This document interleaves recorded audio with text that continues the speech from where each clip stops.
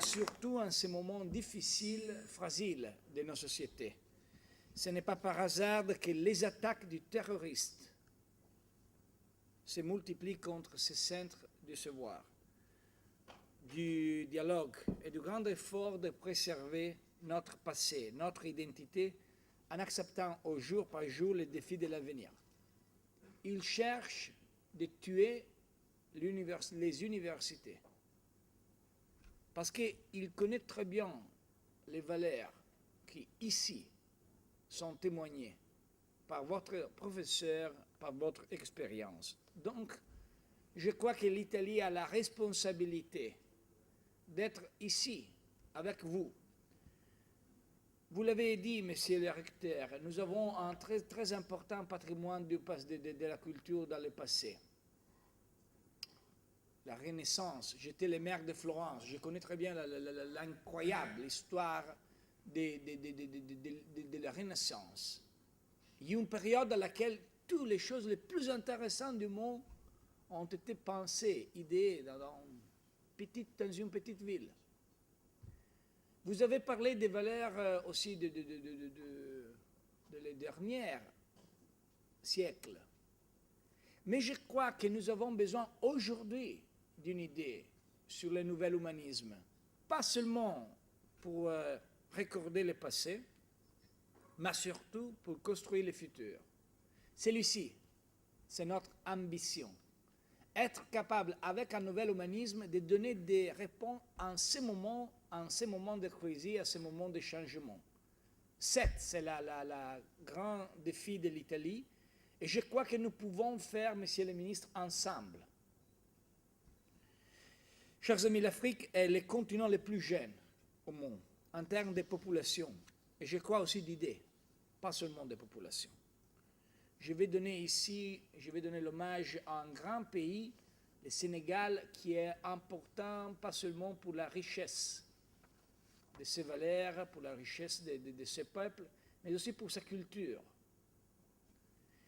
Les jeunes au Sénégal, la moitié de la population a moins de 18 ans.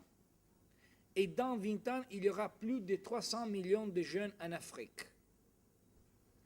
Les jeunes sénégalaises, par nombre, leur aspiration, leur vision représentent la force vive de votre nation, mais aussi représentent, celui-ci c'est ma conviction, l'espoir pour le reste de l'Afrique.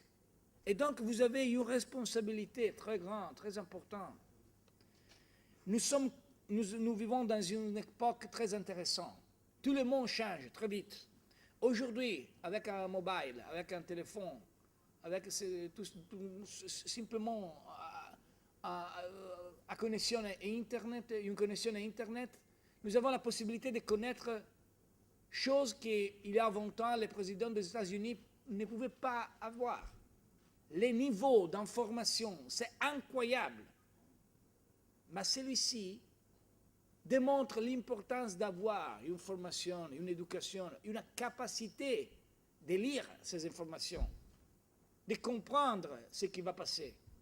Et donc, dans cette époque caractérisée par une crise de la modernité, de la politique et de l'économie, aussi de l'économie, lorsque j'étais étudiant à l'université, tout le monde disait la politique c'est fini, l'économie c'est le futur. Aujourd'hui, la politique et l'économie ont les mêmes difficultés. Ceci c'est très intéressant pour les étudiants de politique et d'économie, qui est dans cette époque qui a retombé parfois catastrophique sur la vie des jeunes dans le monde entier en termes d'accès à l'éducation, à la sécurité, aux droits fondamentaux. Il est très difficile d'avoir une position banale devant les jeunes.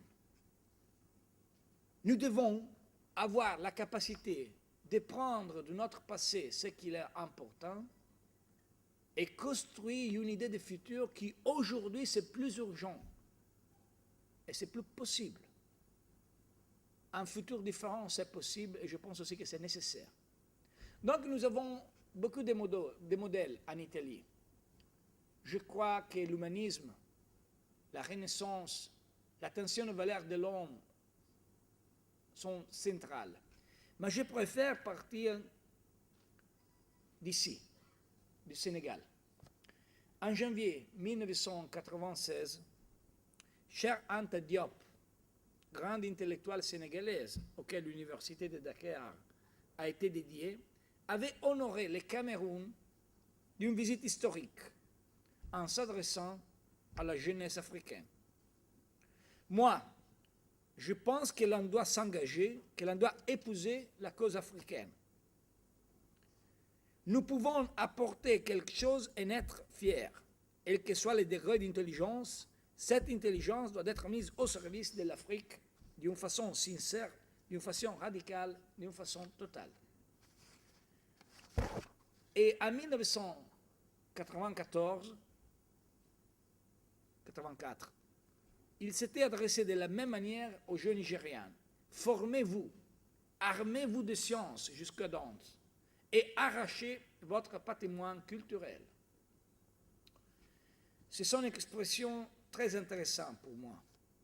Parce que la recherche de la connaissance était pour Anta Diop l'instrument et en même temps l'arme la plus efficace, la plus adéquate pour obtenir la reconnaissance et la justice économique, sociale et culturelle dont les jeunes africains et du monde entier ont besoin. Donc nous pouvons dire que les universités représentent les laboratoires les plus appropriés pour la construction de cette conscience. Celle-ci, c'est la raison pour laquelle, lorsque je visite un pays, je cherche toujours de faire quelques rencontres à l'université. Elles sont les liées pour libérer l'imagination, donner la créativité nécessaire à donner un nouvel dynamisme, un système global statique et léthargique qui réclame de nouvelles idées et une nouvelle force de la jeunesse. Ce n'est pas une question seulement pour l'Afrique. Je pense à mon pays, à l'Italie. Mais je pense aussi à mon continent, l'Europe, qui aujourd'hui a besoin de nouveaux dynamismes. Si vous pensez, l'Europe a été la plus grande, incroyable, nouvelle chose de le monde politique du monde entier après la Seconde Guerre mondiale. Les peuples qui ont tué ses frères ont décidé de construire un idéal commun. Ah, c'est fantastique. Mais aujourd'hui, ce n'est pas suffisant, l'Europe des pères. Nous avons besoin de l'Europe des fils. Et nous avons besoin des jeunes, italiens, français, anglais, de l'Allemagne, de l'Espagne, de tous les pays européens. Donc, les jeunes, aujourd'hui, ont besoin, en Italie, au Sénégal, en Afrique, en Europe, d'avoir une vision pour le futur capable de donner espoir pour le futur. Comme je l'ai remarqué en m'adressant à une autre université, la Sorbonne, la culture est surtout un moyen actif de contraste au terrorisme. C'est précisément pour cette raison que je ne suis jamais fatigué dans mon pays de répéter que pour chaque euro additionnel dans la sécurité, nous devons investir un euro dans la culture. L'opinion publique italienne, l'opinion publique européenne, après les attentats de Paris, ont pensé, nous devons faire beaucoup d'investissements sur la cybersecurity, sur la présence des forces de police. Chose très importante, très, très vraie. Mais en même temps, nous devons donner la nécessaire attention à phénomènes culturels. S'il y a des jeunes qui décident de tuer soi-même et les autres, nous devons donner la possibilité d'une alternative culturelle, idéale, de valeurs. Donc, c'est une politique de sécurité, donner l'argent à la culture. C'est une politique de sécurité, donner l'argent à l'éducation. C'est une politique de sécurité, donner centralité à la question des jeunes. Nous devons investir dans la sécurité, mais dans le même temps, jamais renoncer à notre identité et à nos valeurs. Et investir également dans l'innovation, la culture, le sport et surtout les échanges entre jeunes étudiants. Car le dialogue entre les cultures est le meilleur antidote contre la barbarie, contre le terrorisme, et les universités nous avons postes les plus efficaces pour la défense de la liberté d'expression. Et quand on parle de ne jamais renoncer à notre identité, jamais renoncer à nos valeurs, je dois rappeler le deuxième modèle qui vient de votre pays.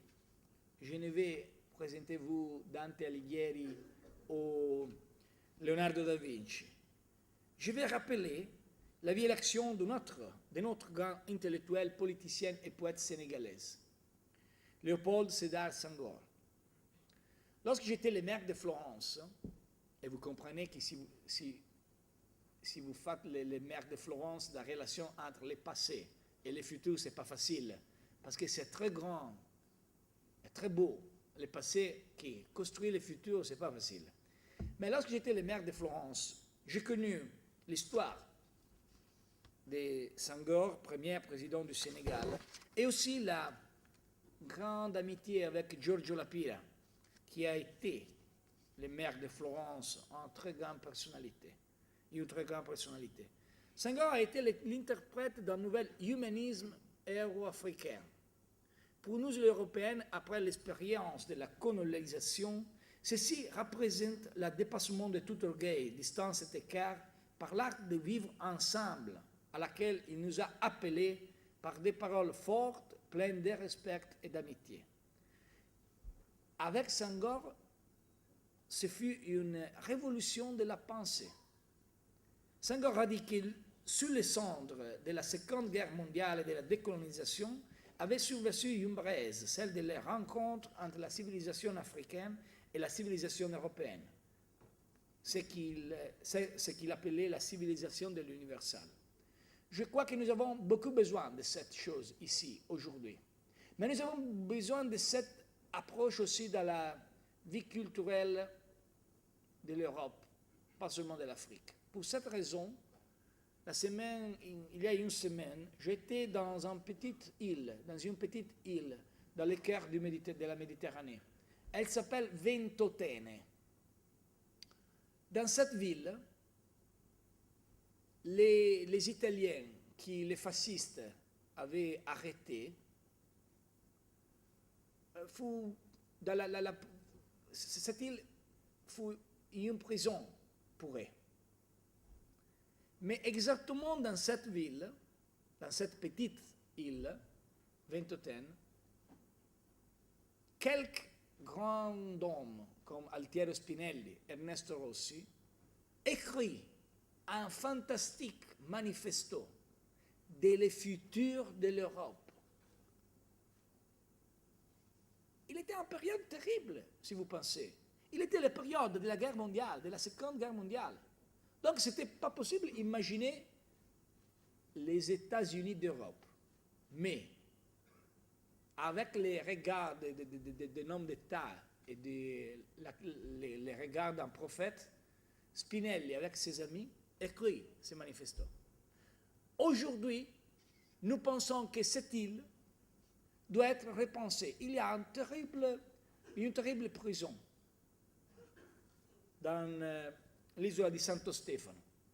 Nous avons décidé de faire beaucoup d'investissements, nous avons pris de l'argent, et nous avons décidé que cette île sera pour le futur le lieu de la rencontre entre les jeunes européens et les jeunes africains, exactement avec cet esprit, avec ce message de nouvel humanisme. Parce que nous pensons que dans ce monde ici, c'est le dialogue, c'est la culture, c'est la tolérance qui peut sauver le peuple. Donc, je crois que Senghor rêvait leur Afrique, une réunion entre égaux, enfants libres de l'hostilité et des préjugés du passé. Et je crois que Senghor imaginait un avant-goût de la mondialisation culturelle. Sa leçon est importante pour nous tous aujourd'hui. Au temple de l'identité, du localisme, de la séparation, de l'égoïsme, des affrontements entre sein de ces civilisations. Senghor a soutenu que toute civilisation meurt de sa pureté. Nous devons l'écouter aujourd'hui, en particulier dans notre monde globalisé, où il semble que les objets se mondialisent, alors que les peuples, tous les peuples, se tribalisent. Nous vivons ce défi en Italie, où l'appel du monde se traduit depuis plusieurs années par l'arrivée sur nos côtes de tant de réfugiés et de migrants qui fuient la guerre et la faim. Je crois que nous devons avoir une stratégie pour les prochaines années. Pas seulement une réaction, une stratégie. La crise de la migration, c'est un problème pour tous. C'est un problème surtout pour qui va quitter ces pays. Il risque la mort dans les déserts, il risque la mort dans la mer. Mes chers amis, l'Italie va continuer à faire tous les efforts pour sauver les peuples dans la mer. Nous sommes très honorés d'être humains. Le nouvel humanisme signifie d'abord que nous pensons que personne peut mourir dans la mer ou dans le désert. En même temps, nous continuons aussi, si celui-ci c'est un problème pour les électeurs. Il y a beaucoup de démagogie dans tout le monde. Mais je crois que nous devons faire quelque chose ensemble. Et celui-ci, c'est la raison de ma visite auprès de votre présidente.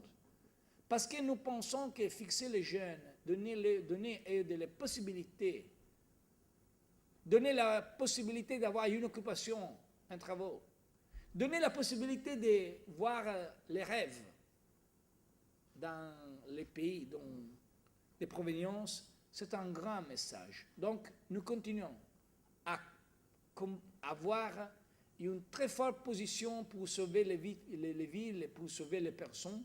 En même temps, nous pensons qu'il est nécessaire de faire plus d'investissement dans la coopération internationale, plus d'investissement dans les secteurs de l'agriculture, de l'énergie, de la transportation, des infrastructures, de la pêche. Et aussi, en même temps avoir l'idée que tout ensemble, nous pouvons travailler avec notre monde culturel, avec notre université. Quel est donc l'appel de Senghor aujourd'hui? N'ayez crainte, il crie.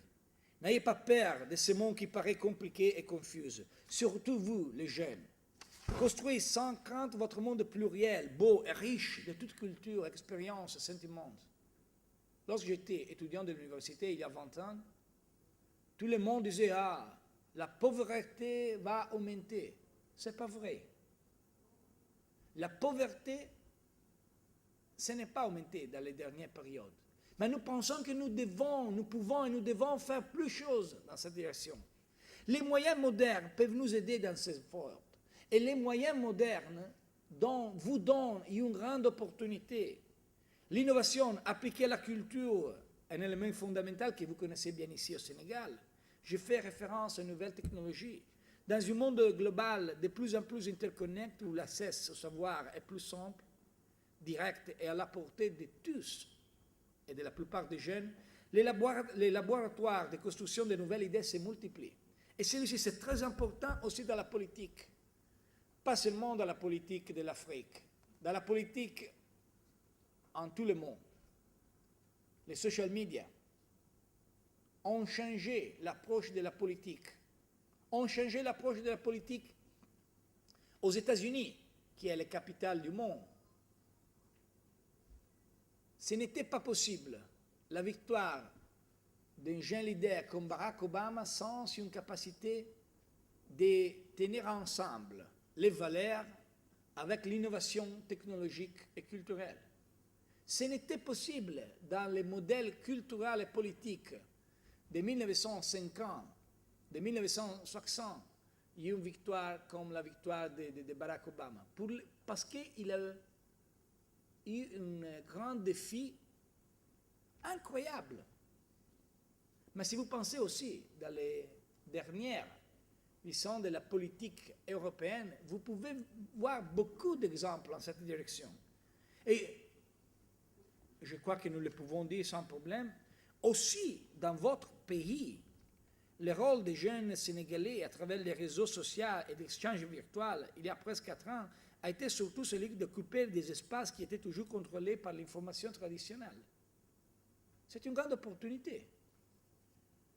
En 2012, je me souviens, lors des dernières élections présidentielles ici, vous avez créé une plateforme informatique constituée en même temps par des instruments de communication traditionnels, les radios, Facebook, Twitter, qui ont permis la participation active de la population afin d'influencer les choix politiques du pays.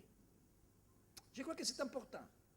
Mais en même temps, nous devons connaître que Twitter, ce n'est pas la réalité, que Facebook, ce n'est pas la réalité. Ce sont des possibilités qui sont ouvertes à nos yeux, mais ils ne sont pas la solution de tout.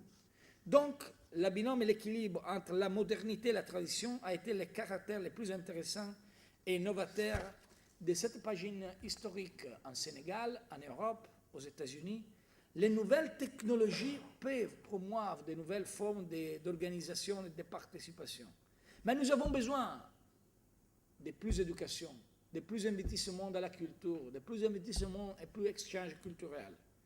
Et je crois que particulièrement dans cette région, nous sommes très heureux de nos efforts dans la coopération internationale. Hier, j'ai inauguré avec les amis de la coopération internationale italienne un important projet surtout concentré sur le rôle de la femme.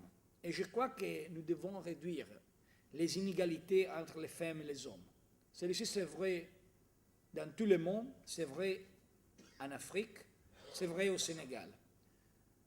Je crois que l'exemple que vous avez donné comme Sénégal, avec l'initiative historique de la loi sur la parité en 2011, a fortement accru la présence des femmes dans toutes les instances de décision. Mais des disparités encore persistent dans tous les domaines, notamment dans l'accès à l'éducation.